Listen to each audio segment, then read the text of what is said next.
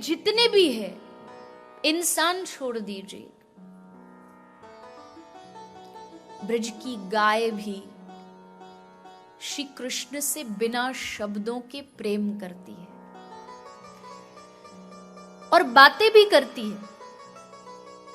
ऐसा नहीं कि वो कृष्ण से बातें नहीं करती, उसकी बातें भी होती है कृष्ण से। एक शब्द बड़े सुंदर है, मुझे अभी याद आ रहा है, हमारे भारत के एक बहुत ही अद्भुत दिल से जो भगवान का नाम गाया करते थे श्री जगजीत सिंह जी, आपके द्वारा ये शब्द गाए गए कि एक गाय अचानक से जंगल में भटक गई, रास्ता भूल गई और अब वो अकेली जंगल में व्याकुल है, तड़प रही है। तब वो कृष्ण को पुकारती है और क्या कहती है, तुम ढूंढो मुझे गोपाल में, खोई गैया तेरी।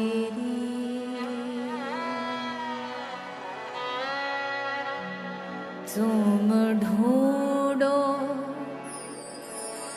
मुझे गोपाल में, खोई गैया तेरी। सुध लो मेरी गोपाल में, खोई गैया तेरी। फिर कहती है, खुद बता भी रही है कि कृष्ण तुम सोच रहे होगे कैसे ढूंढो, इस भयानक जंगल में मैं कहां कहां जाऊंगा इस गाय को ढूंढने के लिए। तो कह रही है तुम्हें कहीं ढूंढने की जरूरत नहीं, एक काम करो, बंशी के स्वरनाद से टेरो, मधुर तान से मुझे पुकारो। राधा कृष्ण गोविंद हरि हर, मुरली मनोहर नाम विहार। अब सांझ भई घन श्याम में, व्याकुल गैया तेरी। तुम ढूंढो मुझे गोपाल में, खोई गैया तेरी।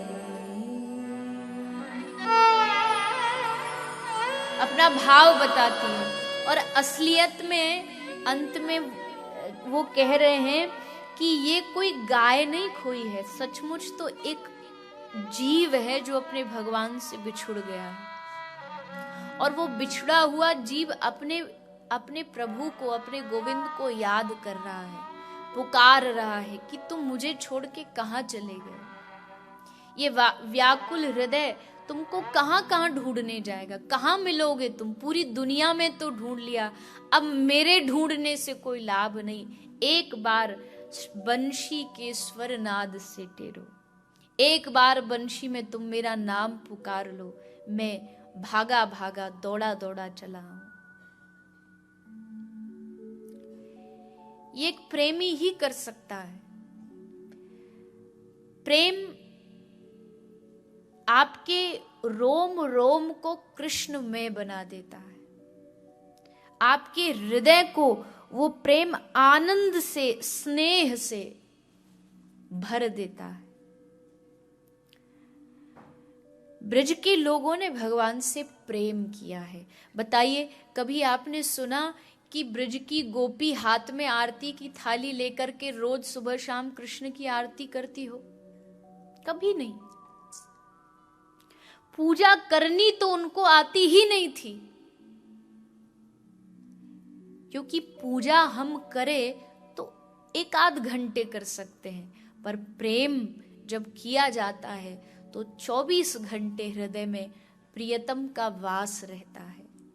जिनसे आप प्रेम करते हैं उनका ध्यान हर क्षण हर पल आपके हृदय में विराजमान रहता है। इसलिए मैं बार बार कहती हूँ, भगवान से ठीक है पूजा के विधान हमारे शास्त्रों ने बनाए हैं, पर आप ऐसे युग में रह रहे हैं जहां पूजा करने के लिए समय निकालना भी हमारे पास बड़ा मुश्किल काम है।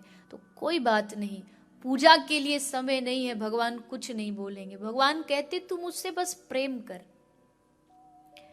प्रेम में तो चलते चलते भी प्रेम हो सकता है। पूजा तो बैठ के ही होगी, सामान चाहिए, फूल चाहिए, आरती की थाली चाहिए, पुष्प मालाएं चाहिए, फल चाहिए, पर प्रेम एक धेला नहीं लगता। प्रेम में कोई वस्तु नहीं लगती, बस चाहिए तो आपका दिल चाहिए, आपका मन चाहिए। ब्रज के लोगों ने भगवान से प्रेम किया और उसी प्रेम का परिणाम ये हुआ कि भगवान कृष्ण ने जब ब्रजवासियों को कहा कि ब्रजवासियों क्या इस अभिमानी, इस घमंडी इंद्र की पूजा कर, छोड़ो ना इसे, ये राज्य की पूजा करो।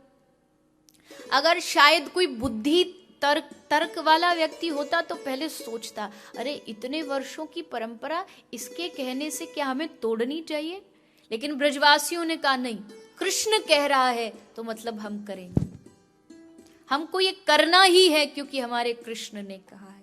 अपने प्रियतम के वाक्य पर विश्वास, डूब भी जाएं तो भी कोई दिक्कत नहीं, डूबेंगे तो विश्वास तो रहेगा कि उसका नाम लेके डूबे, उस पर विश्वास करके डूबे। और अगर उस पर विश्वास हुआ तो वो डूबने कभी आपको दे नहीं सकता, कभी नहीं डूबने दे सकता। मझधार में से निकाल करके आपको अपने चरणों से लगा लेगा, पर कभी डूबने नहीं देगा। मैंने एक दिन पहले आपको कथा के मध्य में कहा था कि महाभारत का कोई पात्र बनने का मौका मिल जाए तो क्या बनोगे?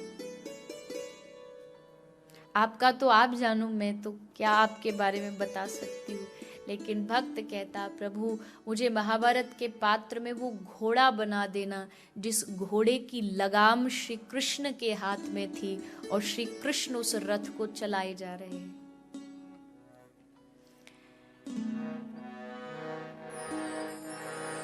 मैंने तेरे हाथ में दे दी जीवन डोर,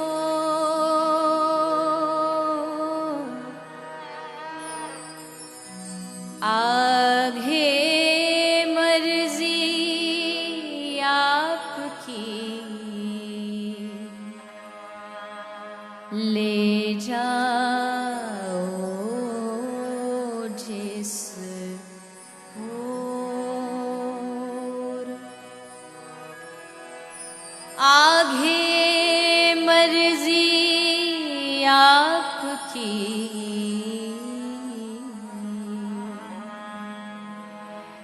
ले जाओ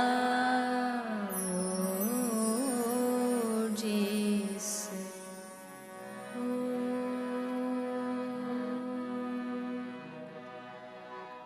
आगे मर्जी आपकी, ले जाओ जिस ओर।